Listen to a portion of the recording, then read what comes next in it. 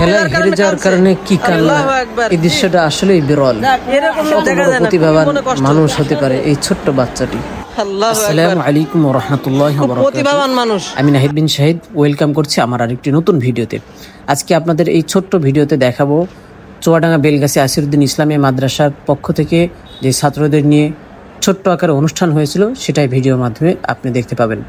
তো 12 রবিউল আউয়াল উপলক্ষে দর্স বন্ধ ছিল জন্য খেলাধুলার অনুষ্ঠান করা হয়। খুবই সুন্দর মনোরম দৃশ্যের এই অনুষ্ঠানটি আপনারা উপভোগ করতে পারবেন।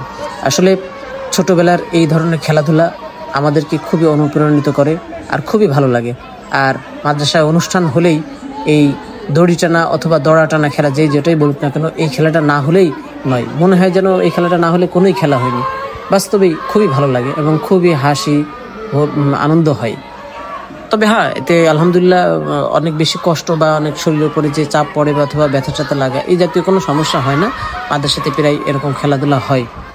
আপনার কাছে কেমন লাগে বিষয়টা একটু কমেন্টে জানাবেন। দেখতে পাচ্ছি কেমন খেলা শুরু হয়ে গিয়েছে। দেখা যাক তারা বিজয়ী হয়। দেখা যাক ডান পাশের কোন গ্রুপ বিজয় হয়, আমরা এটা দেখবো। আজকে দড়ি টানাটানি খেলার আপনারা দেখতে পাচ্ছেন উত্তেজনা অবস্থা, টানটান অবস্থা। সকলেই কিন্তু মাটি কামড়িয়ে রয়েছে, সকলে মাটি কামড়িয়ে ধরে দড়ি টানাটানি করছে। আমরা দেখতে পাচ্ছি, বলা যায় না কোন দিকে দড়ি টেনে নিয়ে চলে যাইতে পারে। আমরা দেখতে পাচ্ছি পশ্চিম দিকের গ্রুপের জোর বসে তারা পশ্চিম দিকে টেনে নিয়ে চলে যাচ্ছে। একবারে কান দিতে হবে, একবারে, তাহলে তারা যাবে। আমরা আস্তে আস্তে কান দিলে হবে না, হবে হবে। ও পশ্চিম গ্রুপ জিতে গেল, পূর্ব গ্রুপ কি করছে? জোরে কানতে হবে, জোরে, সকলে একসাথে জোরে হবে না।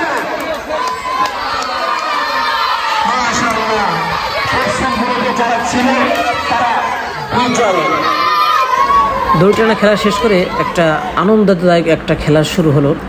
কে কাকে হাসাতে পারে, যে হাসবে সে এখান থেকে উঠে পড়বে। বিষয়টা একটু ইউনিক এবং অসাধারণ একটা দৃশ্য।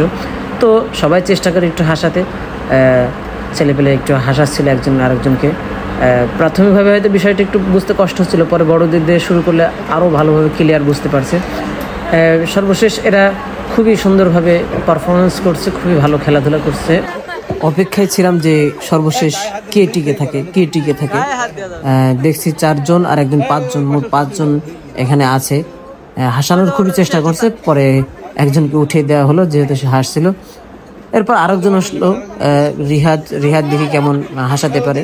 রিহাদ খুব হাসানোর চেষ্টা করছিল, কিন্তু সবাই কি আর হাসে, যেহেতু প্রতিযোগিতা তাই জন্য আর কি হাসতে যাচ্ছে না। সর্বশেষ রিহাদ আর ফজলে রাব্বি এরাই 2 জন ছিল।